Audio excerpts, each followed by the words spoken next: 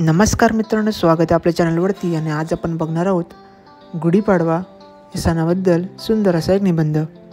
चला तर मग सुरुवात करूया. सण हा नवीन वर्षाचा आनंद सोबत घेऊन आला, उत्साह नव्या चैतन्याचा रंगीन होऊन गेला.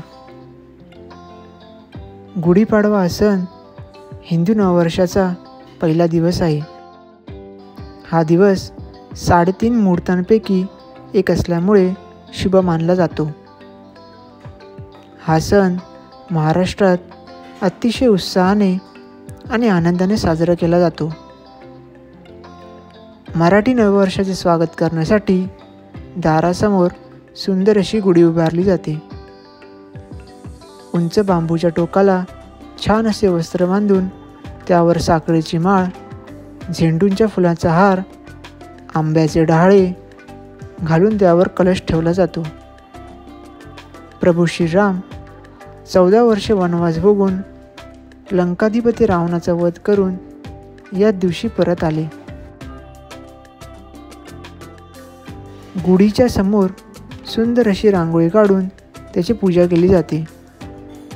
गोड पदार्थांचा नैवेद्य सुद्धा दाखवला जातो.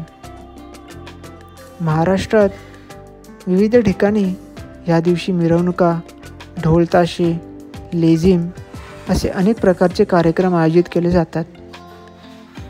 हा सण आपल्याला एक नवीन सुरुवात जल्लोषात, प्रभावी उमेदीने आणि आनंदाने करण्याची प्रेरणा देतो. अशा या मंगलदिनाच्या गुढीपाडवाच्या सर्वांना हार्दिक शुभेच्छा. तर मग मित्रांनो, कसा वाटला आजचा निबंध? आवडला असेल तर व्हिडिओला लाईक आणि आपल्या चॅनलला सबस्क्राईब करा. धन्यवाद.